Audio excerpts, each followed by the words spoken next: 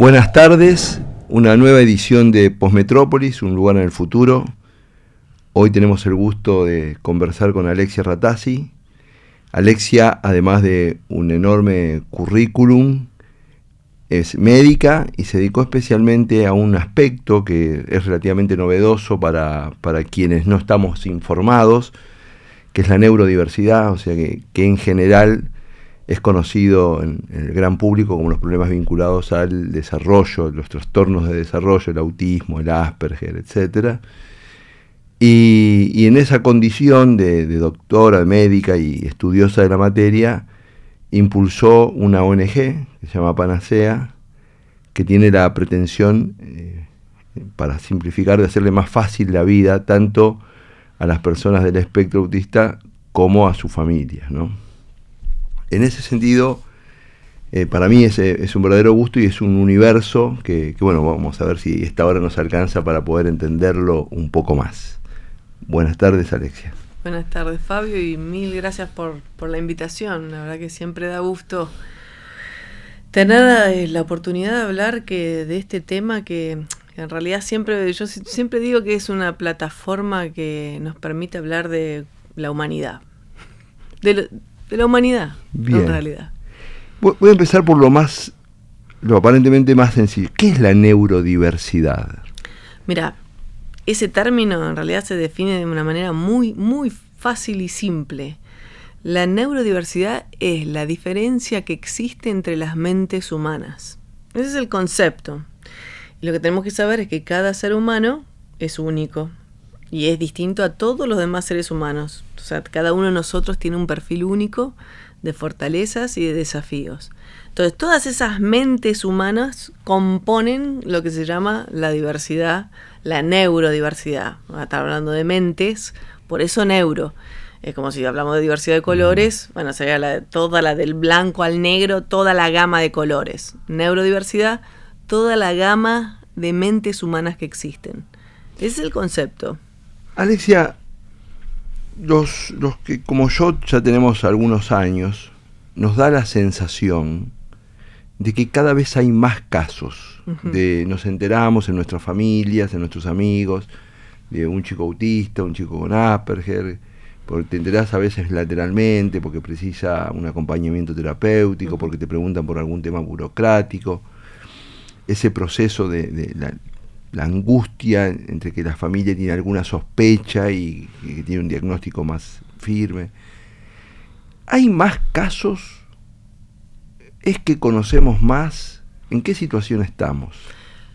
La situación actual, a ver, hablamos de autismo. ¿Por qué preguntaste primero lo de la neurodiversidad? En realidad porque hay otro término que también se usa mucho, porque neurodiversidad en realidad es la humanidad, ¿ok? Claro. Existe una neurodiversidad. Todos tenemos mentes distintas. Lo que no existen, dos mentes iguales. Exactamente. O sea, cuando hablamos de neurodiversidad hablamos de los seres humanos. Cuando hablamos de un término que se dice neurodivergente o neurodivergencias, se refiere a ese grupo de personas que se desvían de los patrones culturales estándar, ¿sí? En lo que es funcionamiento neurocognitivo.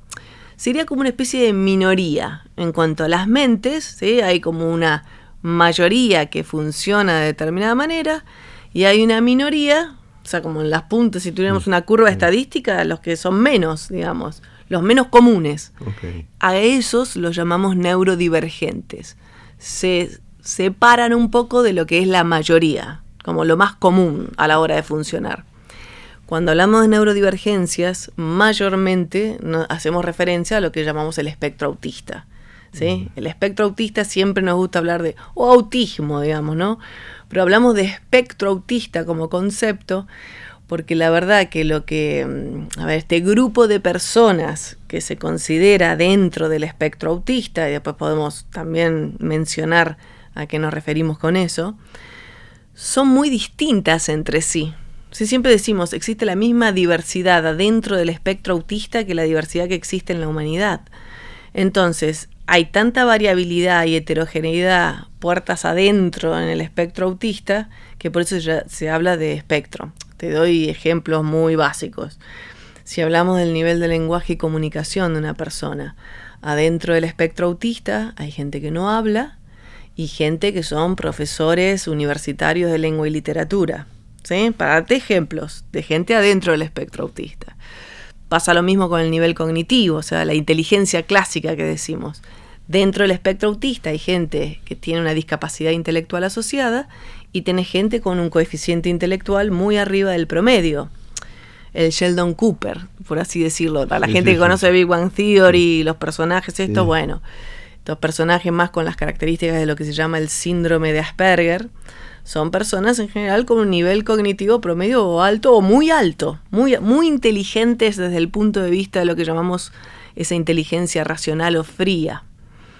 Entonces, esa variabilidad existe y por eso hablamos de espectro autista. Volviendo a tu pregunta, ¿no?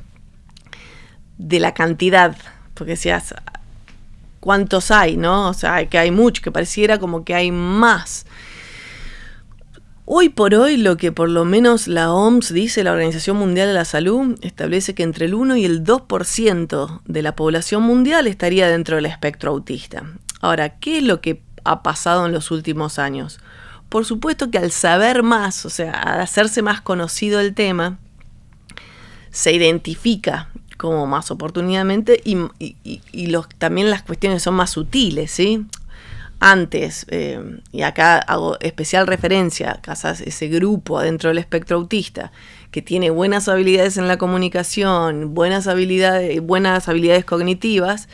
Todas esas personas antes medio que no se las considera, pasaban debajo del radar, no se las identificaba dentro del espectro autista. Obviamente que una vez que empezás a identificar a esas personas, el grupo adentro del espectro autista se hace lógicamente mayor, más grande. Los nerds, así que, los nerds pasaban. Exacto, esas personas que muchas veces tienen una manera peculiar de interactuar socialmente y que a veces pueden tener como, cierta especificidad que en el terreno de lo social especialmente llaman un poquito la atención, ¿sí? Porque tal vez no manejan tan rápido y tan bien las normas sociales, ¿sí? La típica característica de esa persona que a veces es bastante literal, esa persona que a veces dice cosas sin demasiado filtro ni tacto social, entonces puede meter la pata fácilmente, esa persona que a veces no capta las intenciones que tienen otras personas y que no las verbalizan. Entonces muchas veces el chiste a veces cuesta comprenderlo, la ironía, el doble sentido, todo lo que es la metacomunicación, digamos, lo que la gente intenta transmitir pero no lo dice verbalmente. Las personas dentro del espectro autista muchas veces les cuesta adivinar lo que está en la mente de otras personas. Eso es muy importante en general para lo que son las relaciones humanas y la interacción social. Si yo no me estoy dando cuenta, por ejemplo, que vos estás o interesado o aburrido con lo que yo te estoy diciendo, y vos no me estás diciendo nada, pero yo, ¿qué hago? Trato de decodificar tu cara, tu mirada, tu postura, tu expresión facial, tus gestos. Eso a mí me dan una información que vos no me la estás diciendo, que vos en este momento estás interesado en lo que yo te estoy diciendo. Eso es una clave para decir, ok, Alexia, lo que estás contestando más o menos va bien. Es algo que es lo que Fabio estaba esperando escuchar, entonces sigo desarrollando. Ahora, ponele que vos empezaras a mirar el reloj, empezaras como a mirar para el costado y a decir, a ver cómo hago veo mirar la próxima pregunta que tenés, y yo no capto eso, ¿sí? Porque son todas comunicaciones, microcomunicaciones no verbales. Yo no puedo adecuar mi respuesta social a eso, y capaz me estaría como prolongando minutos y minutos sin darme cuenta que vos en realidad querés cambiar de tema, por ejemplo, en la conversación. Eso para las relaciones sociales puede ser muy nocivo. Entonces, esto es lo que muchas veces a nivel sutil las personas dentro del espectro autista a veces no pueden como manejar, o lo pueden aprender, pero tardan un poco más de tiempo para manejar estas cosas más sutiles. Entonces, perdón, me fui, pero la pregunta que vos hacías al principio, Maca, y el grupo se está agrandando porque se sabe más, porque se identifican y porque más personas están considerados dentro del grupo neurodivergente.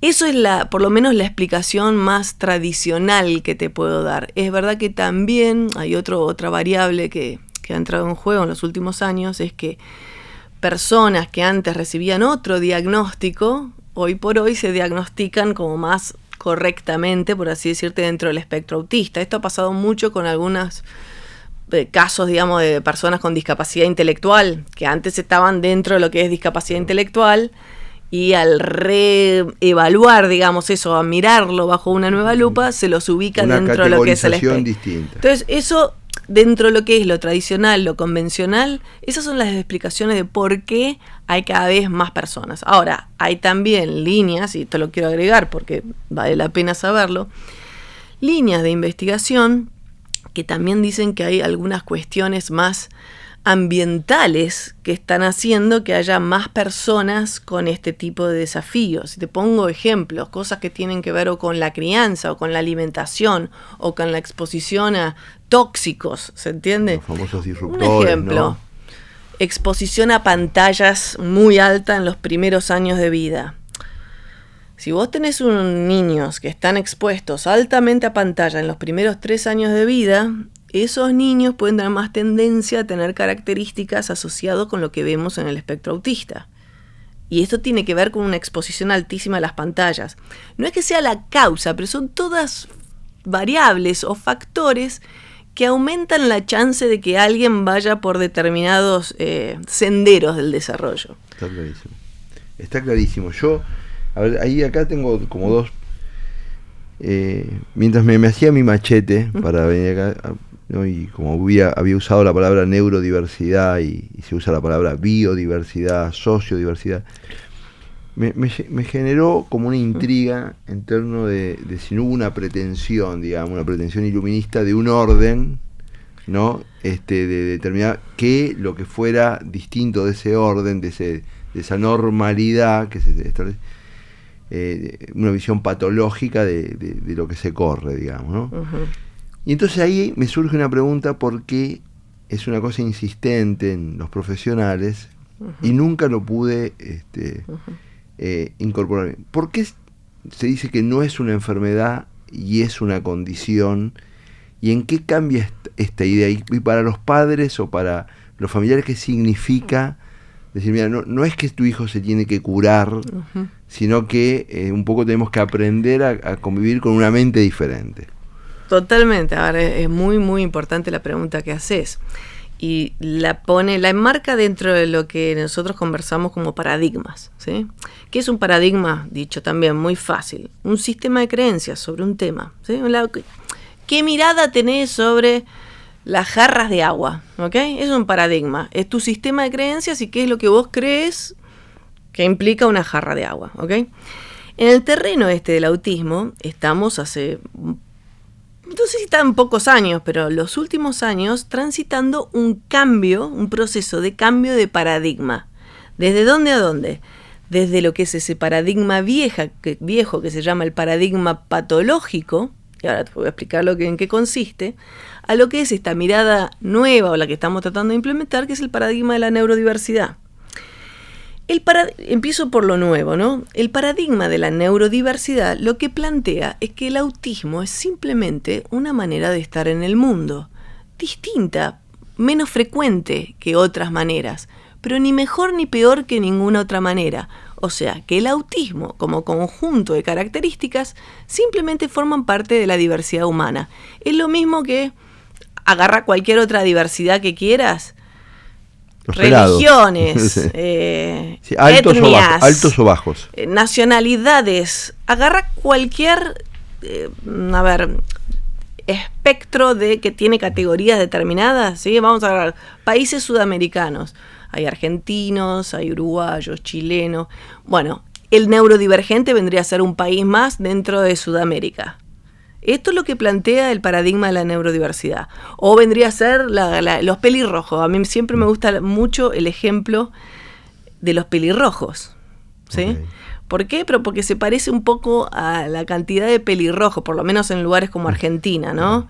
No te estoy hablando de Irlanda, claro. Te estoy hablando de lugares como Argentina. Pelirrojo y más o menos cuando vas por la calle, mucho más que 2 de cada 100 no te encontrás. Así que el porcentaje es parecido. Estoy hablando de pelirrojos naturales, por supuesto. Ahora, el pelirrojo, aunque sea poco común, no es anormal o no es no deseable. No es que vamos a estar tratando de buscar a los pelirrojos para mandarlos a la peluquería y que se tiñan de morocho porque así es la mayoría. Esto es lo que dice el paradigma de la neurodiversidad. El autismo como conjunto de características es parte de la diversidad humana, es una manera de estar en el mundo. No hay nada malo. Lo que tenemos que hacer sí es trabajar muy fuertemente en la aceptación y el respeto de esa persona y cómo es. Y la persona tiene que trabajar mucho sobre su autoconocimiento. Son las claves. Que no quiere decir que pueda tener problemas como cualquier otro ser humano y esos problemas tienen que ser abordados. Ok, nuevo paradigma. Viejo paradigma. Y acá, porque tu pregunta hace mucha alusión a esto que voy a explicar. El viejo paradigma, que se llama el paradigma patológico, que justamente encarna muchísimo la comunidad profesional de la salud, ¿sí? Lo que considera es que el autismo, de vuelta como conjunto de características, es un trastorno, es una enfermedad, es una patología. O sea, ese conjunto de características, si alguien las tiene, es algo que no está bien, es algo que hay que modificar de alguna manera porque no es lo deseable, ¿sí? Por eso tenés profesionales de la salud, que son los quienes hacen las dos cosas muy importantes que se hacen en el ámbito de la enfermedad o el trastorno o la patología. Tenés el profesional de la salud que lo primero que hace es un diagnóstico, ¿ok? Que se diagnostica en general, si vamos a hablar de salud mental o del desarrollo, y los diagnósticos son de problemas en general, son de trastornos. No vas a tener en general mucho diagnóstico de salud. No vas a ir a un psiquiatra y te va a decir, señor, usted, su diagnóstico tiene un grado de salud mental perfecta. No es lo más frecuente, ¿sí? Van a estar concentrados en ver a ver qué es lo que te está generando sufrimiento, malestar, problemas, interferencias. O sea, ¿qué problemas tenés? Entonces, el diagnóstico de una patología. La consecuencia de cómo concebir, y te estoy hablando de qué es lo que crees de vuelta acerca de la jarra de agua, de alguien que tiene estas características. ¿Qué es lo que crees? Si te paras acá, lleva unas consecuencias distintas a las que si te paras acá. Y yo veo que esa jarra de agua es una jarra de agua que en realidad tiene una fisura abajo, que se le va el agua y no está cumpliendo su función de jarra de agua porque no te va a servir. El paradigma patológico lo que quiere hacer es modificar a esa persona. Es cambiarla, es llevarla a un estándar de normalidad, que anda a saber quién lo decide a eso, qué es lo normal, ¿sí? Para mejorar esa supuesta falla o alteración o desvío que esa persona tiene. Entonces, todo está orientado desde ahí. Ahí es donde se arma mucho el lío. Obviamente, imagínate que para los padres o para las personas mismas que son neurodivergentes, si uno está parado mucho en la mirada del paradigma patológico, los mensajes que va a recibir en general son bastante trágicos, ¿sí? ¿Por qué? Porque te están diciendo, acá digamos, estás con un problema entre manos, digamos, la vida no va a ser fácil. Hay un montón de mensajes ahí, como que hay mucha connotación negativa, ¿entendés? Cuando yo hablo de la palabra trastorno, simplemente voy a decir, hola, vengo con mi tía acá, te presento a mi tía, y yo lo único que te quiero decir es que tiene un trastorno de algo. ¿Vos qué vas a pensar? Y a ver qué le pasa a esta persona. Si tiene un trastorno, algún problema tiene. Y lo empezás a escanear. Y lo empezás a escanear y empezás a mirar como, bueno, ¿y qué tengo que saber yo para manejarme con esta persona? Por eso ahí es donde surge la palabra condición, que la mencionaste ahí. Es un intento, en realidad. Vos pensás que Panacea, la organización que creamos hace algunos años atrás, en nuestro nombre, Panacea, la C de Panacea es condición del espectro autista. Fue un intento en este proceso de cambio de paradigma, que no se acaba en realidad, de ponerle una palabra que sustituyera a la palabra trastorno y que fuera un poquito más, como más neutro y no tan que de una, yo te digo trastorno y vos decís, hay algo que no está. Te digo condición y decís, bueno, a ver, ¿qué quiere decir? Condición es conjunto de características, punto. ¿Sí? Tengo una condición, tengo nada. Tengo esto, no sé. Pero no hay asociado lo que hay algo que están dando mal. Entonces es un intento, ya te digo, intermedio, porque no es el final de la historia. El final de la historia es que no clasifiquemos ni etiquetemos más a los pelirrojos como una especie distinta dentro de los colores de pelo, sino que son simplemente pelirrojos, los otros son los rubios, los pelados, los morochos, los canosos. Y que convivamos en un mundo que sea respetuoso de todas esas diversidades, pero no que sea necesario que los pelirrojos reciban desde el sistema de salud un cartel que diga son pelirrojos y que se suponga que por ser pelirrojos tienen que ir sí o sí a la peluquería a teñirse porque no va lo de ser pelirrojo. Esto es un poco el concepto y respondiendo a tu pregunta, ya te digo, me parece que es más amigable y es más, se respira un poco más. Si uno se mueve dentro del paradigma de la neurodiversidad como tal, creo yo que se respira un poco más desde todo punto de vista, que si uno lo ubica, ya te digo, en ese otro viejo paradigma que no da muchas esperanzas. ¿Entiendes? Ya desde un primer paso estás metido dentro de un mar de ¿y ahora qué hago con esto? Me llevaste a la que iba a ser una de las últimas preguntas, pero que es una pregunta, yo no sé quién nos va a ver, pero que es la pregunta del certificado de discapacidad.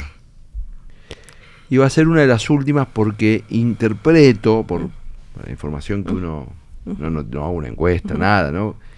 Que no deja de ser, primero es un trauma para familias en muchos sentidos, y muchas veces los profesionales, con la mejor intención, se conoce un montón de profesionales que dicen, no, si tiene un certificado de discapacidad, así como es beneficioso para algunas cosas porque va a poder viajar o lo que fuera, es perjudicial para otras porque es como una etiqueta que lo complica, etcétera, etcétera. Hay profesionales que sostienen esto. Y las familias es como un reconocimiento doloroso de una situación con la que tienen que convivir. Y por otra parte, como el conjunto de prestaciones que quizás, estoy pensando en un niño sobre todo, que quizás precisa acompañante terapéutico, etcétera, y que no son imposibles de sostener por parte de la familia si no tuvieran algún tipo de auxilio. ¿Cómo se procesa este tema del certificado de discapacidad? Porque la teoría de la neurodivergencia diría que tendríamos que pensar en que no precisáramos nada muy burocrático para que un chico en la escuela tenga las condiciones para funcionar, pero la verdad es que precisan cosas especiales. No Muchos. siempre. No siempre. No siempre. Y no solo los que tienen un diagnóstico. Ah, ok. Si vamos al terreno, porque esta es la realidad. A ver, ese es otro gran prejuicio que existe, que si alguien, está dentro del espectro autista, necesita ciertas prestaciones. Ese es un prejuicio muy común, ¿eh? Y yo lo único que te digo es, hay gente que sí, hay gente que no. Así como hay gente no autista que sí necesita ayudas y gente que no. Entonces no es una cuestión del autismo en sí, sino es una cuestión del perfil individual de ese niño, ese adolescente, esa persona adulta. Y son las cosas que a veces acompañan al autismo como de vuelta, como al pelirrojo. Tenés pelirrojos con problemas que requieren ser abordados, tenés pelirrojos que están bárbaros y no necesitan ninguna ayuda, así como tenés rubios que necesitan ayuda y rubios que no. El CUD, a ver, y entiendo la pregunta porque es muy parecido a lo que estamos hablando de el efecto que muchas veces la palabra CUD, sí. En realidad la D de discapacidad, porque hasta certificado único, sí. Vamos fenómenos, y certificado único de pelirrojez, sí, bueno, ¿para qué es necesario? A ver, creo que hay que tener una mente muy fría con esto, en realidad, desde el punto de vista de las familias y la gente, y hay que entender que este certificado, más allá del intento que estamos haciendo para cambiar el nombre, porque nosotros sabemos que es una barrera, muchas veces para muchas familias, el tema, la D, cómo está puesta, y queremos cambiarle el nombre. De hecho ha habido proyectos en este sentido, de llamarlo CUDA en vez de CUD, y que CUDA significa Certificado Único de Acceso a Apoyos. ¿Ok? De acceso a apoyos. Eso, por lo menos para algunas personas, les evitaría esa barrera que está ligada a la palabra discapacidad, que ya es una especie. Pero hay que ser muy fríos en el sentido donde el CUD en realidad simplemente es una herramienta económica que en este país, porque no existe en todos los países, que en este país te permite acceder a los apoyos que necesitas. Entonces, ¿quién tiene que tramitar un CUD? Aquella persona que necesita apoyos. No todo el mundo. De vuelta, como te decía antes, no todo el mundo que esté dentro del espectro autista necesita apoyos específicos. La persona que no necesita apoyos específicos y no tiene necesidad de cobertura de esos apoyos, capaz que ni siquiera necesita tramitar un CUD. Ahora, obviamente, si las personas que necesitan apoyos específicos y no tienen manera de cubrir esos apoyos específicos de manera individual, que es la gran mayoría de las personas, el CUD como herramienta de vuelta económica de acceso a tus derechos, a ejercer plenamente tus derechos, es una, en nuestra burocracia y en nuestro sistema, es un medio para alcanzar esa cobertura que vos necesitas. Si la gente pudiera, a ver, y es un derecho, ¿sí? Poder tramitar el CUD para alguien que necesita algún tipo de apoyo es un derecho. Generalmente se habla mucho de las prestaciones en salud, pero la verdad que tenemos que salir un poco siempre, que está todo relacionado con el tema de la salud, y hay otros ámbitos donde a veces se necesitan apoyos, ¿sí? Pero bueno, volviendo, para mí hay que tener mente muy fría, entender claramente que esto no es algo que, pues también hay mucho prejuicio en relación a cuál puede ser el efecto negativo del CUD. Y acá hay muchos errores de información. Hay gente, por ejemplo, que piensa que si tenés un CUD no podés trabajar porque te salta en el sistema que tenés un CUD. Es mentira eso. Esos son prejuicios. Es información confidencial y personal. El CUD es individual. Es muy importante esto. No hay obligación de compartir con la gente alrededor que tenés un CUD. ¿Se entiende? Es un documento personal intransferible. No es pública esa información. No es pública. O sea, la agencia, la ANDIS, para vos, por supuesto, tiene, porque a ver si te una tienen base que... de datos, por supuesto. Exactamente, en el sistema. Pero no es una base de datos a la que la gente va a consumir a ver, che, esta persona... voy a chequear que no tenga, no es como antecedentes penales, claro, ¿se entiende? Claro, que la gente va a eso, sí es público, que porque no querés eso. Es válida la comparación, bueno, porque yo hasta ahora pensaba que alguien podía acceder. Perfecto. Pero la gente piensa, y por eso te dice, y no, mirá, ojo, no lo tramite, porque si lo tramitas te vas a quedar sin algún otro derecho. Mañana y esas cosas. Primero, no es permanente en general. El CUD no es algo que se da hasta la infinidad, es algo transitorio porque se considera que siempre hay cosas que pueden cambiar y las necesidades de la persona pueden cambiar. Perfecto. Y te digo más, una última. Hay personas con algún tipo de discapacidad, pongámosle, no sé, discapacidad intelectual, por así decirte, que pueden estar viviendo una vida ejerciendo plenamente sus derechos. Y a veces no necesitan ni de un CUD, ¿se entiende? No, está claro. Pero bueno, es un poco en relación al CUD, pero ya te digo, es verdad, es lo que la palabra genera, que muchas veces puede ser negativo, a las familias, a los padres, a la persona, como discapacidad, y lo que de vuelta, vamos con el paradigma de la discapacidad, y porque ahí tenés otro gran tema. Alexia, cuando yo fui a hacerme la gente que escuche, cuando yo fui a hacerme la revisación para el servicio militar, yo tengo un problema, no importa, no viene al caso, yo tengo un problema, y en el DNI, papel, en esa época, me pusieron el famoso ITS, inútil para todo servicio. El término, vos lo leía, inútil. Si no, porque había como dos categorías, DAF, disminuido en aptitud física, e inútil para todo servicio. Yo cuando me pusieron inútil para todo servicio por un problema médico que tengo, tenés que estar bien mentalmente, pues, si no, imagínate, lees eso y te institucional, ¿no? Puesto en el documento. Tengo que en línea con esto, tengo que hacerte una pregunta que es rara, pero más allá de los recursos, ¿no? Que obviamente son muy determinantes muchas veces ¿Qué sociedad crees que, ya sea por sus políticas públicas, ya sea desde el lado del mensaje, del abordaje, de esto, de la aproximación a esta agenda, es modélica? Que che, miremos lo que hacen estos.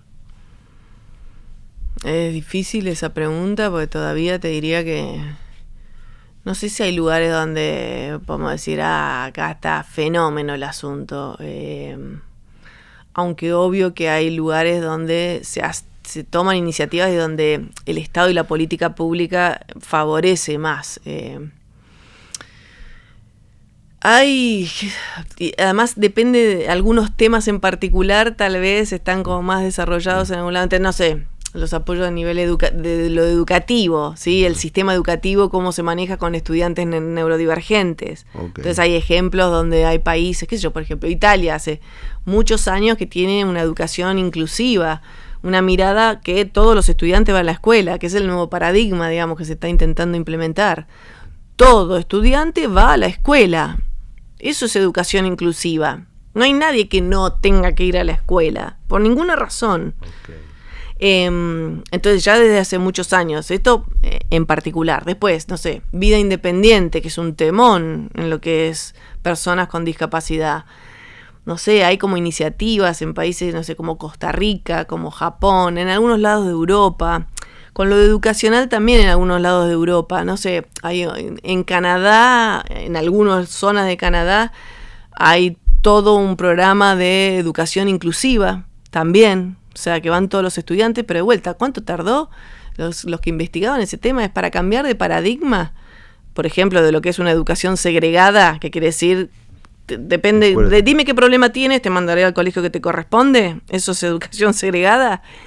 A lo que es una educación inclusiva, decían que 15 años tardaba el proceso para cambiar el paradigma. 15 años. Entonces, pero tenés ejemplos, ya te digo, ahí en Canadá, de educación inclusiva, Italia, vida independiente, Costa Rica, Japón, algunos lugares de Europa, de vuelta. Depende un poco siempre del trabajo de las organizaciones, muchas veces muy relevantes en este tema. Y de los estados, ¿no? A ver, acá, que es un lugar particular siempre la Argentina, ¿no? Difícil a veces de explicar. La famosa, lo de las redes, Argentina no lo entenderías, ¿viste? Claro, no lo entenderías, porque tiene como una mezcolanza muy particular.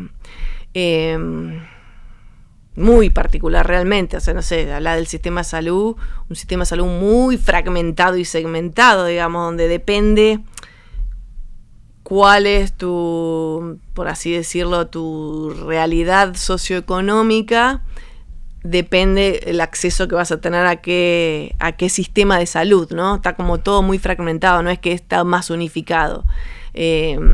No sé, como Inglaterra, ¿entendés? Que tiene un sistema, o España, que más público y para todo, como 95% público, claro. Exactamente, pero bueno, cada sistema tiene sus problemas igual, porque ese sistema público y supuestamente para todo el mundo tiene listas de espera de 2 años, ¿entendés? Entonces no encontrás un turno.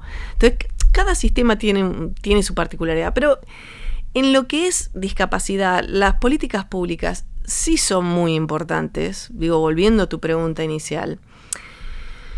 Y en Argentina, la verdad, a ver, hay una ley que obviamente, una convención que rige un poco esto, que es la Convención Internacional sobre los Derechos de las Personas con Discapacidad, que es del año 2006, que en Argentina en el año 2008 se hace ley nacional, o sea, ratificando a la convención y su protocolo facultativo. Hay una ley nacional de discapacidad de los años 90 que responde al viejo paradigma, que en discapacidad se llama el modelo médico hegemónico rehabilitador en discapacidad, y que post-convención empezamos a hablar más del modelo social de la discapacidad, y esto es lo que estamos tratando de implementar. Esa ley madre nacional de discapacidad requiere adecuación a los nuevos tiempos y al nuevo paradigma y al nuevo modelo social en lo que es discapacidad, acá en Argentina. Por eso, de hecho, este año, ya desde el año pasado, de este año, hay como muchas iniciativas para generar una nueva ley marco en discapacidad, acorde con lo que es modelo social. Pero las políticas públicas son siempre muy importantes, que es lo que, a ver, al menos en cuanto a políticas, igual vos sabrás más que yo, porque sé que sos diputado nacional, siempre sabemos que el gran desafío de la política pública tiene que ver con la implementación. O sea, hay cosas muy bonitas, que están, dicho más fácil, del dicho al hecho. No, claro. Hay un larguísimo trecho, entonces, más allá de que la letra sea bonita e ideal y esté todo contemplado de una perspectiva de derechos y que toda persona con discapacidad tiene los derechos supuestamente garantizados, de ese lo que está plasmado en papel a lo que sucede en la realidad, hay una distancia gigantesca y muchas veces como que no se cumple lo que está puesto en bonito. Entonces, más allá de que tengas esas políticas públicas enunciadas en papel, si vos no las tenés implementadas a nivel práctico, y la gente las sigue pasando muy mal. Bueno, ahí voy a aprovechar porque ahí para mí es algo buenísimo que un ciudadano descubra los límites de la ley, ¿no? Porque nosotros siempre nos vienen a pedir leyes en la misma conversación en la que nos dicen que en la Argentina no se cumplen las leyes, y para siempre hago el mismo chiste. Yo digo, mira, si se solucionara todo con una ley, pondríamos una ley contra el dolor de cabeza, una ley contra la lumbalgia, una ley... Y las dos restricciones, una es el presupuesto, por supuesto, y la otra es la capacidad, vos lo señalaste, la capacidad burocrática, porque inclusive podés tener el presupuesto y la capacidad de transformar ese presupuesto en un bien público, digamos, que la persona que atienda sea la que corresponde, que el lugar tenga la infraestructura que corresponde. Esa capacidad burocrática no es automática, ni aún teniendo el presupuesto, ¿no? Yo te diré, permitime decir esto, que para mí una de las barreras más importantes, más allá del presupuesto, y es verdad que a veces, a ver, para hacer todos los entornos accesibles, que vendría a ser una de las cosas, ¿para qué usarías el presupuesto? Para que cualquier entorno sea accesible. Accesible quiere decir para todas las personas. Sí, obvio. Que cualquier persona pueda ir al cine. Sí. Que cualquier persona pueda pueda ir a un club, subir al colectivo, moverse de un lado para otro. Entonces, el primer gran trabajo es la accesibilidad total. Sí. O puede ir a un estadio de fútbol, a ver un partido de fútbol. Lo que quiera hacer, ¿sí? Puede hacer turismo. Se puede ir a una playa y bañarse en el mar, en igualdad de condiciones que otra persona. Perdón, ahí, cuando uno va a una sociedad donde la diferencia es muy fuerte, por ejemplo con la Argentina, a mí me pasa, el país que voy habitualmente porque voy a dar clase o algo, es a España, donde la inversión en los últimos años en accesibilidad fue brutal. Ahí está. Y uno se da cuenta, uno empieza a ver que todo está o para ciegos o para... accesibilidad completa. Sí. Vas a un museo y bueno, que una persona ciega pueda, que en braille, que le describan qué es lo que está en el cuadro. Así es. O una persona, hay miles, 800 ejemplos, pero esa inversión general tiene que ver mucho con la infraestructura y la accesibilidad. Pero para mí, una de las grandes barreras, ¿sí? Insisto, te voy a decir que para mí tiene que ver con lo actitudinal. Cuando hablamos de barreras en discapacidad, que es un concepto muy claro, ¿no? Hablar de una barrera es algo que te impide acceder. Siempre hablamos, bueno, existen las barreras físicas, la típica, la persona usuaria de silla de ruedas, si no tenés una rampa, no tenés un ascensor que te lleva a la estación de subte para abajo, no puedes agarrar el subte. Es muy simple, o sea, la barrera física, ¿ok? Tenés las barreras comunicacionales, especialmente relevantes, personas sordas, ni siquiera estamos hablando de personas con discapacidad igual, muchas veces. Además que hay todo un colectivo de gente sorda que no se considera que tiene una discapacidad. Pero adultos mayores, personas analfabetas, por ejemplo, que no saben leer y escribir, todo lo que es comunicación accesible, señalética, que ten claras las señales, claro. que sepas para dónde tenés que ir. Es lo mismo que te pasa si vas a un país donde no entendés el idioma. Exactamente lo mismo. Eso tiene que estar accesible para todo el mundo. Entonces tenés las comunicacionales, tenés las sensoriales, que muchas veces son muy relevantes también en lo que a nosotros, lo que es la neurodivergencia, lo que es espectro autista, y tenés las barreras actitudinales, que para mí estas, y cuando hablo de actitudinales, tienen que ver con las personas, los prejuicios que tienen esas personas, los estereotipos, los mitos, la ignorancia, el desconocimiento, ¿sí?, de las personas que conforman la sociedad. Ahí, para mí, es donde una de las mayores trabas para que cambien las cosas está en el nivel de ignorancia y el desconocimiento que tienen las personas y el grado, muchas veces ya te digo, de prejuicios y estereotipos, lo que creen sobre una determinada cosa. Me decís esto y vos sabés que alguna vez escuché a un padre de un chico de la condición autista decir que él a veces adelantaba, porque iba gente a visitarlo a su casa o él iba a visitar a otras personas que por primera vez se enfrentaban a la realidad de su hijo y le adelantaba. Dice, mirá que si lo ves un poquito, que mi hijo como que está ido, le adelantaba. Y adelantar eso significaba que los otros no interactuaban, o sea, instalaba un software mental que claro, pero es que probablemente a mí me pasó hace muchos años. Voy a contar esta anécdota acá que me marcó mucho.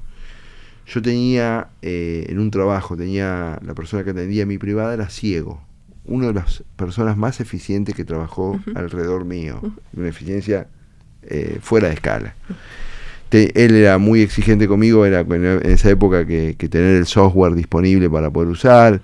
La gente que manejaba el teléfono, la gente que interactuaba con él, pasaba años y no sabía, se daba cuenta que era ciego cuando casualmente venía a mi oficina, si no tomaba registro de esto y me llevaba la agenda, todo, ¿no? Bueno, pero un día se nos hizo tarde a ambos, yo trabajando en mi oficina y él adelante, y voy a salir, nos disponíamos los dos a salir hacia el ascensor, con la oficina vacía de gente, éramos los únicos dos, y yo nunca había salido con él. Entonces bajamos por el ascensor y él me pide por favor que lo lleve, que lo ayude a llegar a la parada de colectivo, y yo no sabía qué hacer con él, y él se empieza a reír, ¿no? Porque teníamos alguna confianza, y me dice una cosa que me marcó, esto pasó hace muchos años, ¿no? Me dice, vos sos discapacitado en tratar con un discapacitado. Hay algo que no sabes hacer. Ignorante, va. Claro, sí, claro. Y yo digo, pero Ricardo, se llamaba, un pequeño homenaje porque es un gran Ricardo Kosakiewicz. Y me dice, no, me tenés que agarrar así, yo camino solo, es simplemente, es así me explica.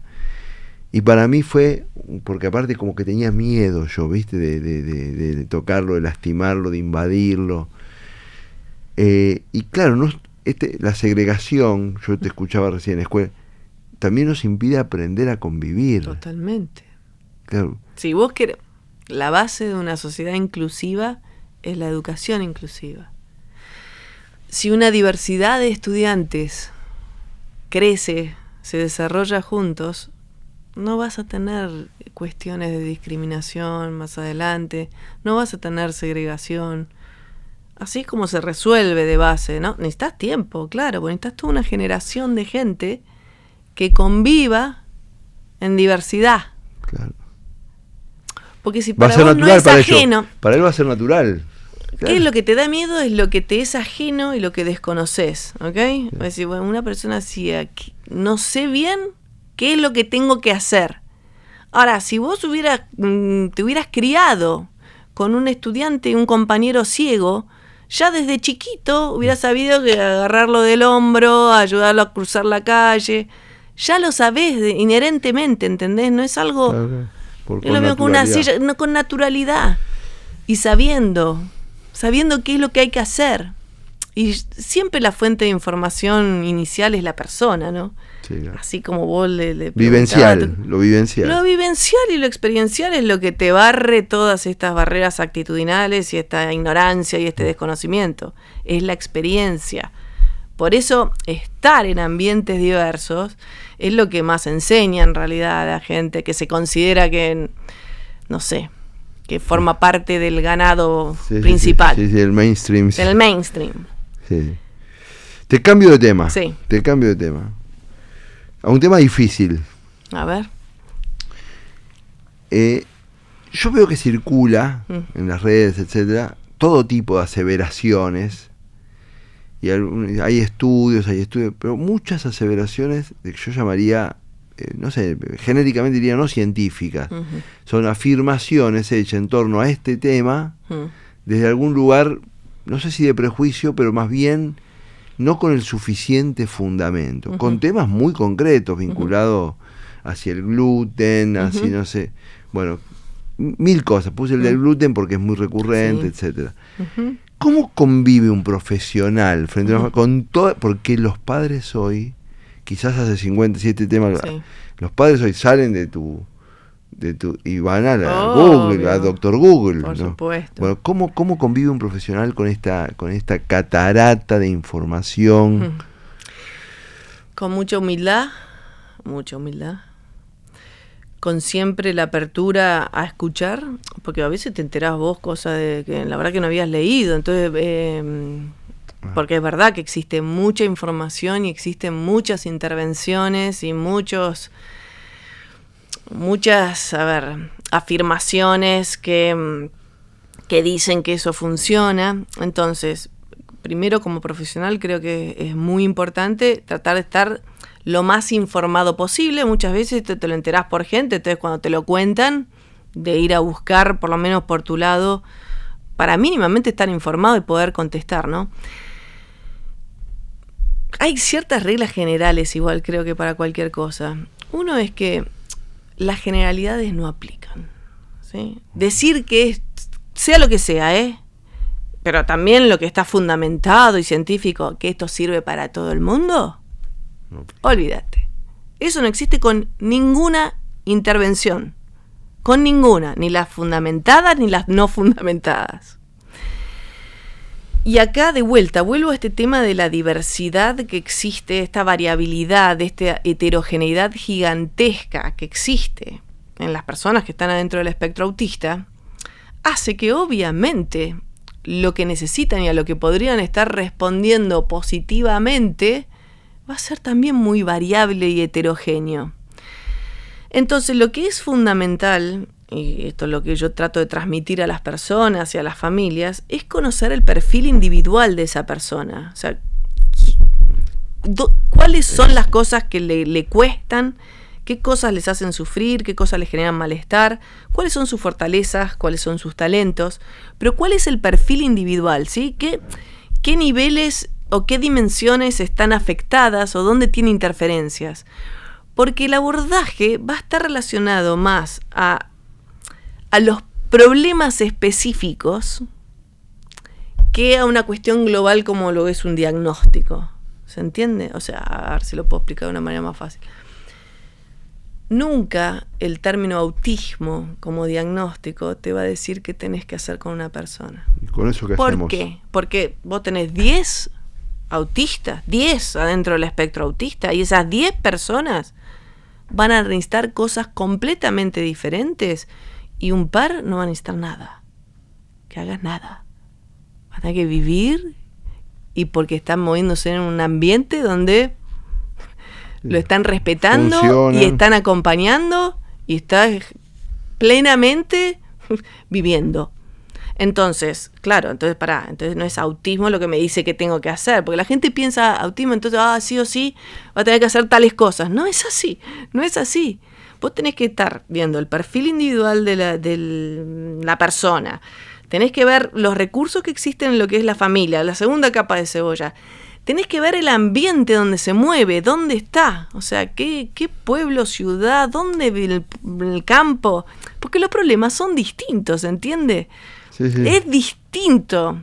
Hay problemas que se dan en una ciudad que no se dan en vivir ruralmente. Yo, por ejemplo, digo, con estos temas, que en una localidad de, no sé, menos de 5.000 habitantes, donde las personas tienen nombre propio, hay muchas cosas que no se dan. No, y aparte puede ser, eventualmente, no quisiera hacer no quisiera romantizarla, pero puede haber un ambiente muy contenedor, porque ya eso, salgamos un poco del autismo, en esos lugares, hasta las situaciones de vulnerabilidad se gestionan de una manera distinta. Por eso es una comunidad que tiene otras reglas. Ahora, vos me preguntás, porque el ejemplo de lo nutricional es un ejemplo, ¿no? En cuanto a intervención, porque realmente las intervenciones son... Yo te digo, hay más de 200 tipos de intervención descriptas en lo científico, sumale todo lo que está por fuera de las publicaciones científicas, yo no sé hasta cuánto llegamos. Ahora, obviamente que uno prefiere cuanta más información de calidad hay sobre una intervención, uno un poco más tranquilo se queda, ¿no? O sea, como profesional te lo estoy diciendo. Si a mí tengo, no sé, 10 estudios que me dicen que este abordaje en particular mejoró al 80% de los chicos en estas cosas, y yo voy a tener capaz un poquito más de confianza en eso que tiene más información de calidad, que está demostrando, si querés, resultados. Pero la celiaquía, para darte un ejemplo, porque mencionaste justo el tema del gluten. La enfermedad celíaca es una enfermedad que efectivamente existe, digo, en el terreno de la salud. ¿Sí? Hay gente que tiene intolerancia o que no banca el gluten, o sea, que le genera. Ahora, hay neurodivergentes y no neurodivergentes que tienen celiaquía. La celiaquía se tiene que tratar, como cualquier otra condición que tengas en salud. Claro, sí. Entonces, claro, por eso vuelvo al tema generalizaciones. No quiere decir que los que están dentro del espectro autista tienen que hacer una dieta libre de gluten. No, las personas dentro del espectro autista que tienen celiaquía tienen que hacer una dieta libre de gluten, como los que están afuera también. Entonces es de vuelta, vuelvo al perfil individual. Si vos tenés un autista que tiene enfermedad celíaca, va a tener que hacer esa dieta porque le va a venir bien y se va a sentir mejor. Ahora, si no tiene ningún tema gastrointestinal, ¿para qué vas a estar haciendo una dieta? Entonces ahí hay mucho sentido común también, ¿eh? Y hay mucho también, lamentablemente, uno desearía que no fuera así, de prueba y error. Hay mucho de eso, ¿sí? A veces no sabemos si algo va a funcionar o no, y a veces la experiencia te da la información que necesitas. Hay 3 situaciones que yo identifiqué, 3 situaciones que para la familia son desestabilizantes, ¿no? Una es la inscripción escolar, la segunda es los años del despertar sexual, y la tercera es esta fantasía negativa en las familias vinculadas a lo que yo llamo el horizonte catastrófico, ¿no? Los padres dicen, bueno, un día no estaré yo, y ¿cuál será la integración laboral que tendrá? Son 3 situaciones. Que son 3 situaciones que tienen una profundidad tan significativa que entiendo que las personas que atienden a personas de la condición autista atienden a familias también. Obvio. Te diría que más que familias, es como ya comunidades, ¿sí? Son redes de personas, hay muchos actores, no es solo la persona y no es solo la familia, te diría. No, hay redes que se extienden más allá. Imagínate los ejemplos que acabas de decir. O sea, hay grupos de pares, familias, amigas, comunidad, docentes, actores, más actores aún, clubes, qué sé yo. Hay un montón de gente, ¿sí? Que está interactuando con estas personas, la gente del supermercado. Es donde vivís, la comunidad donde vivís. Alexi, vos entonces estás actuando a todo nivel, no es solo la persona. No es micro.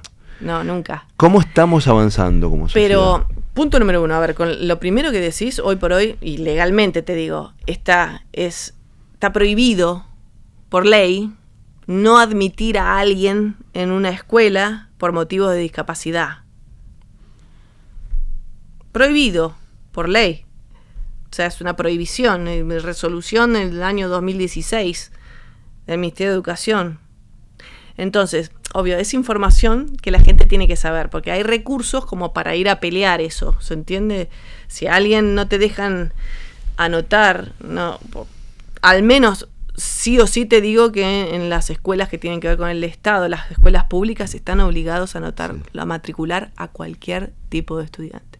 Los otros tenemos que trabajar, pero de vuelta, eso es un trabajo con las escuelas, ¿sí? Porque todavía existe este gran prejuicio que los estudiantes que tienen algún tipo de discapacidad, 1000 cosas, prejuicios, entonces hacen lo posible a veces para no ingresar a estudiantes con discapacidad. Pero aparte hay a ver, quiero plantear una cosa, hay un problema, porque hay un discurso, hay muchos discursos que conviven, ¿no? Pero hay un discurso Si vos traes a tu hijo acá que la va a pasar mal, porque los demás chicos, porque esto, por lo otro... Prejuicio, ya te digo prejuicio. La va a pasar mal es un prejuicio. Claro, tendrías que anotarlo en una escuela de que la va a pasar mejor. Y el padre o madre se va con una duda existencial, porque no se considera, el 99% de los casos no es una autoridad en la materia. Te inocularon claro. un prejuicio, además, te inocularon, y la profecía autocumplida también, porque esto es lo que sucede. No hay nada más poderoso que una creencia. No, sí, no hay nada más fuerte que una idea. Nada más fuerte que una idea. Más que Einstein que decía. Sí, más difícil. Es más fácil visionar un átomo que terminar con un prejuicio. Con un prejuicio. Sí. Tiene un poder, y especialmente si ese prejuicio te lo inocula a alguien desde un lugar de poder. Desde un lugar de autoridad, claro. Te dice... Vuelvo a lo actitudinal que te digo, que tiene que ver con las creencias de las personas. Pues son todos prejuicios y mitos. Ese discurso está plagado de inconsistencias. Lo que pasa es que la gente no lo sabe. Entonces ahí, bueno, de vuelta, la información es poder, ¿no? Saber es poder. Uno tiene que estar muy informado y saber con qué recursos cuenta. Y tiene que saber que eso es un flor de prejuicio. Y está más que demostrado que los grupos diversos de estudiantes enriquecen, mejoran las cosas. Está el famoso experimento, no sé si lo conoces, el famoso efecto Rosenthal. No sé si lo ubicás, de la educación. En un grupo de dos varones hay que poner dos mujeres porque mejor ese. No. En los años 60 agarraron un grupo, como que te diga, de tercer grado, todo un año, ¿sí?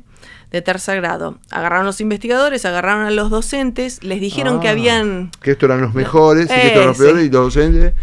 evaluamos a todos los niños, y estos 5, dijeron, estos 5, con nombre y apellido, son los mejores. Son los más inteligentes, en realidad. No sí, los más inteligentes y los que son más rápidos para aprender. Y le dicen a los docentes a principio de año, miren, estos 5 son los mejores alumnos. Pasa todo el año... Evalúan a todos los chicos al final de año. Resulta que esos 5 tenían la mejor performance. Pero resulta que al principio no eran iguales que todo el resto. ¿Cuál fue el diferencial ahí? Que los docentes creían, y te vuelvo de vuelta a la creencia, creían que esos 5 eran los mejores. Entonces, ¿qué pasó? Regaron la plantita. ¿Qué lograron? Que fueran los 5 mejores. Todo basado en una creencia. Entonces, como eso, pero esto es real, o sea, esto puedes ir a los libros y leer esa experiencia, existe. O sea, se hizo con todo un curso diciendo que eran los mejores del Estado, fue una gran investigación. Pero sí, por eso te estoy diciendo. Vamos a una parte más liviana, después seguimos. No, pero igual seguimos. La sexualidad y el horizonte que pero tengo dos livianitas. Sí. ¿Viste la película Goyo? Sí, claro. ¿Qué te pareció? Fue la premier, espectacular. A mí también. Lo único que le cambiaría, lo digo acá y te lo digo a vos, lo único que le cambiaría, me pareció espectacular, me encantó, es el detallecito de la medicación, que Goyo tomaba medicación, como ese datito subliminal de que porque tenía síndrome de Asperger está con un pastillero y está tomando medicación. Eso es yo lo único que le cambiaría. Hubiera evitado eso. ¿Por qué? Porque ¿qué le haces pensar a la gente? Está re bien hecho, está re bien actuado. Controlada químicamente. Le haces pensar a la gente que las personas con síndrome de Asperger necesitan medicación. Ok. Lo único, es un detalle así de chiquitito, lo único. ¿Y Atípica la viste? También. ¿Y te gustó? Espectacular. Muy bien asesorada, es excelente. Yo te digo, muchas veces, y ahora enlazando con tu pregunta sobre la adolescencia, muchas veces les digo a las personas, a las familias, que miren esa serie junto a sus hijos. Porque me parece que es una serie que ayuda mucho a naturalizar y a visualizar y a visibilizar muchas de las cosas que atraviesan personas que... Yo miré las 4 temporadas, me las comí. La verdad que es excelente, bien asesorado, bien hecho, está bien, todo bien planteado. Te digo, para mí es excelente como material de trabajo, ¿entendés? Como decir, muchas veces con los padres tienen miedo, ¿viste? Cuando el diagnóstico llega más o menos en esa edad y que todavía, o que los chicos no saben lo que tiene y les decimos o no les decimos, ese es todo un asunto. Cuando a veces los chicos ya saben, los padres no saben que los chicos saben, ¿no? Pero bueno, eso pasa más que una vez. siempre recurro a Typical y a ese tipo de películas, digamos, como las de Goyo, para lograr empezar como a naturalizar, ¿entendés?, en las familias, que puedan hablar del tema, naturalizarlo, que no sea un cuco, porque muchas veces es una especie de cuco el tema de autismo para las familias, ¿viste? No saben cómo hablarlo con el chico, de vuelta, porque está todo muy imbuido en ese paradigma patológico, se entiende que el autismo es algo medio terrible. Y si uno siempre dice, pero pará, esa persona sabe quién es. Se mira todos los días al espejo, sabe lo que le pasa. O sea, no, a mí es quien es. Bueno, yo tengo un hijo Asperger, lo voy a decir. A mí me da la sensación, inclusive, bueno, viste que es muy importante lo que vos dijiste, es cada caso, ¿no? Sí, totalmente. Es cada caso. Que mi hijo, así como tiene dificultades para unos temas, tiene una potencia para otros fenomenal. Así es. ¿Pero por qué? Pero porque cuando hablamos de una persona, vos tenés los dos aspectos, ¿sí? Ahora, el paradigma patológico que te hace foco solo en la parte dificultosa. No mira la parte buena, ¿se entiende? Eso es lo que pasa con el paradigma patológico. Ahora, el paradigma de la neurodiversidad te mira equilibradamente y holísticamente. No te está viendo solo el foco del déficit, de lo que te cuesta.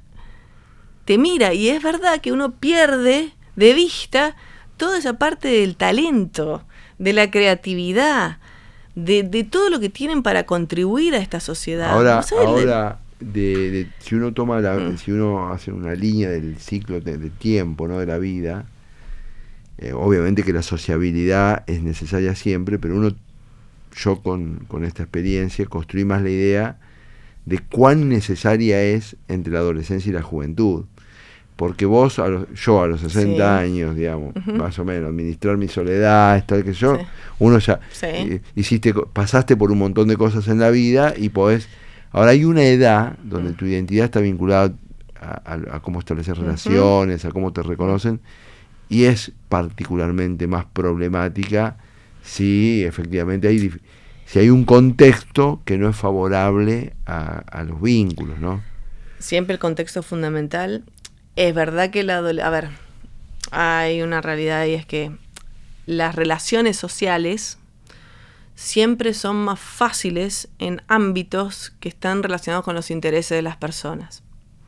Por eso, siempre lo que recomendamos es que las personas que están dentro del espectro autista, como cualquier otra persona, hagan actividades relacionadas con su interés.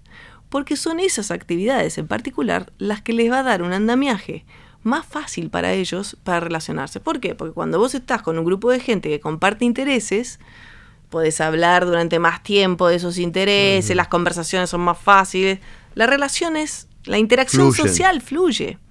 Ahora, ¿qué pasa? Es verdad, porque muchas veces el colegio es más difícil que la universidad, por ejemplo, para personas dentro del espectro autista. La universidad eligió su tema.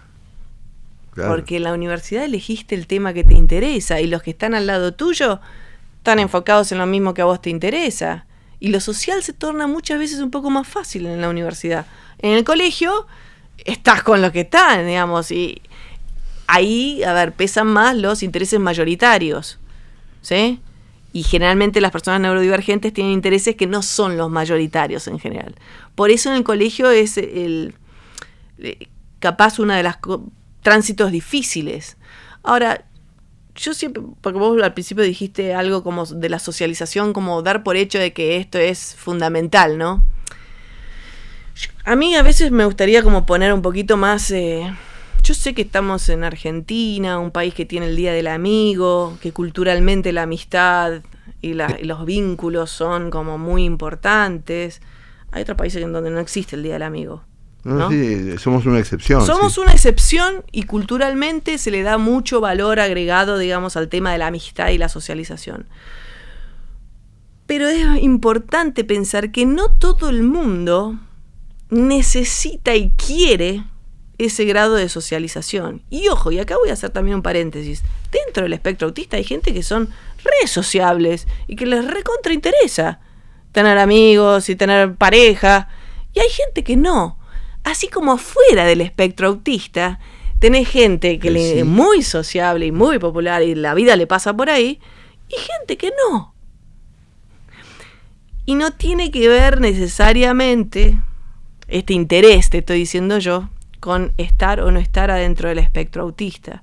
Y yo creo que en algún punto, digo, porque lo que pasa dentro del espectro autista es que tal vez hay un desafío para lo que es la interacción, pero no quiere decir que no interese. A muchas personas les interesa y más que a 4 que de este otro lado tener amistades.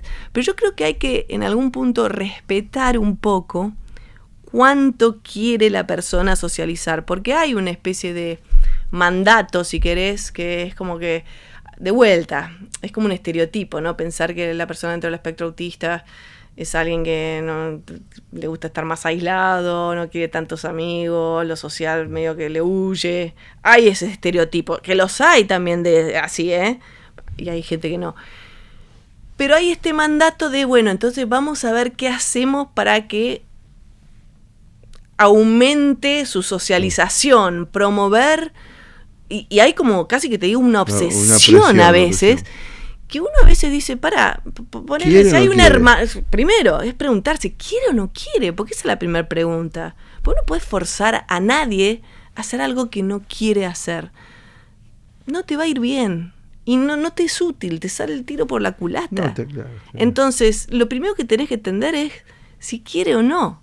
Después, en todo caso, si quiere, ahí sí, dar todos los medios para acompañar en ese objetivo que tiene la persona.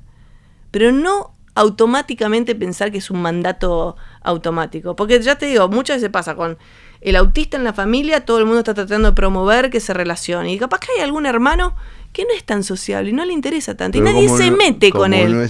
Como no es autista, no es que estás insistiendo, che, ¿por qué no invitas a tus compañeros a vení, deciles que vengan? ¿Por qué no vas a la fiesta de 15 de todos los compañeros?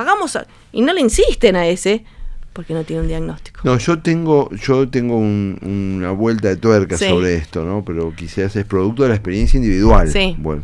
Sí. Que yo creo que, sobre todo a partir de alguna experiencia en la escuela, por ejemplo, no sé qué, el bullying, etcétera, que hay un momento que más allá de las dificultades en sí, como son personas inteligentes, no quieren exponerse.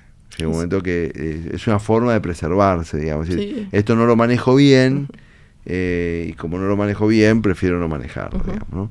Y ahí hay como una diferencia, que sería para otro programa, que es entre tener muchos amigos o por lo menos conocer la experiencia de la amistad, o tener muchos parejas o conocer la experiencia. Una cosa es, porque la experiencia de la amistad, que es una experiencia que para mí tiene mucha intensidad, pero es personal, digamos. Claro. Entonces, claro, exactamente. Es muy personal. Es muy personal, exactamente. Pero bueno, si yo mañana tuviera que escribir 10 libros sobre mi vida, uno sería sobre la amistad, digamos.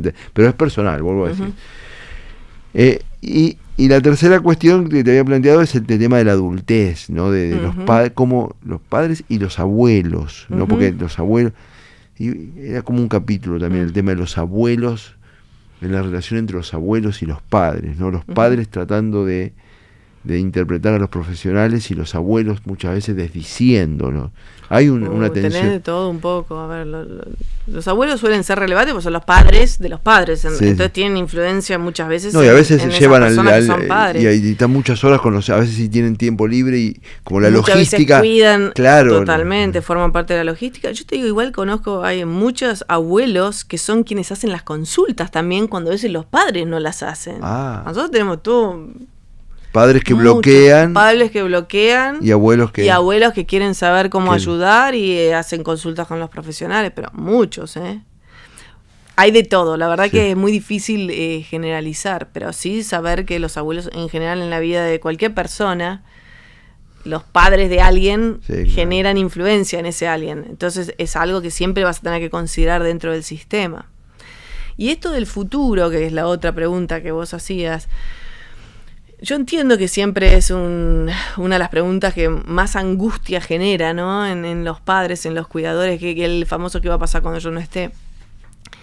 Y creo que esa es una pregunta que se puede un poco como desarmar cuando uno puede empezar a quedarse tranquilo cuando planificó ciertas cosas para que ocurran cuando uno no esté más, ¿no? O sea, tener la sensación de tranquilidad porque ya está todo en su lugar, más o menos. Que yo puedo no estar, que las cosas están dándose. Un techo. Entonces, un trabajo. exacto, cosas muy, muy básicas, pero que esa persona, estoy hablando de la persona que tiene el diagnóstico, ¿no? O que está dentro del espectro autista, que esa persona tenga las herramientas que necesita para hacer lo que quiere hacer de su vida, en realidad, porque ahí es cuando hablamos de derecho a una vida independiente, hablamos del derecho a controlar tu vida y tomar tus propias decisiones, ¿sí? Ese es el derecho.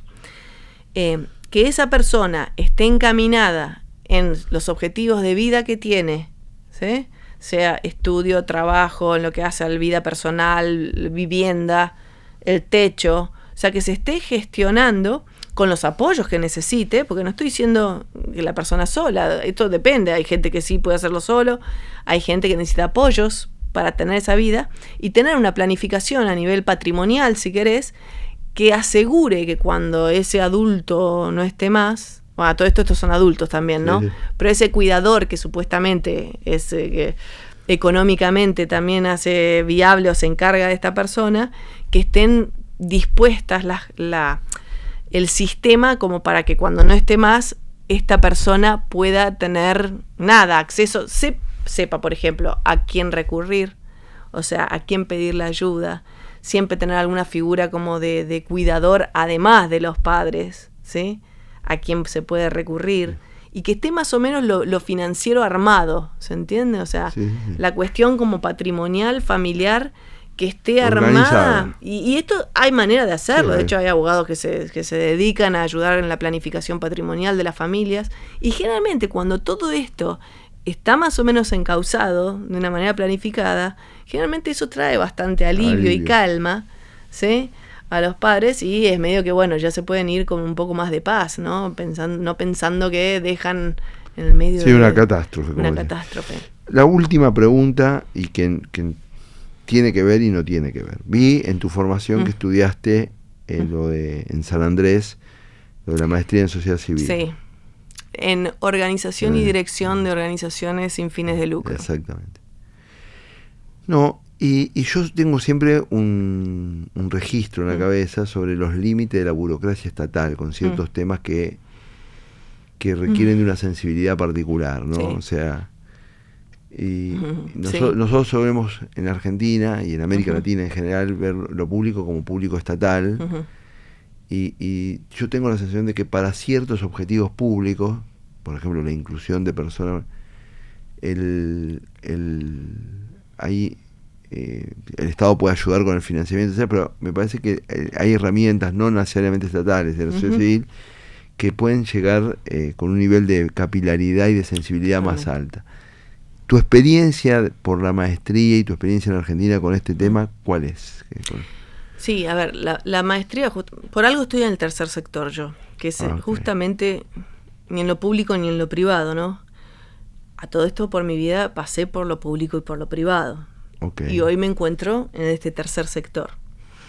Justamente por alguna de las cosas que vos decís, o sea, de ver también las limitaciones que tienen esos dos espacios en particular, por lo menos de lo que es salud, ¿no? Y educación, que es el ámbito en donde yo estoy. La maestría, lo que está muy buena porque te enseña mucho sobre lo que es el tercer sector. Ahora, yo siempre creo que todos los sectores son necesarios y hay que saber explotar, capitalizar las fortalezas de cada uno de los lados de ese sistema, y que hay que en realidad trabajar juntos. Ahora, el tercer sector, estar en una organización sin fines de lucro, me evita la burocracia del sistema público y los tiempos, que hay veces que hay ciertos armatostes que no los podés mover, y me evita algunas injusticias que el sistema privado a veces logra por atender solo a personas que pueden acceder a ese sistema. El tercer sector, agarrando como las fortalezas de cada uno, te da mucha más flexibilidad como para poder moverte en un lugar donde no tenés las ataduras de uno de los sistemas y podés dar acceso a todo el mundo como se te plazca. Depende cómo vos te organices en realidad, ¿no? Okay.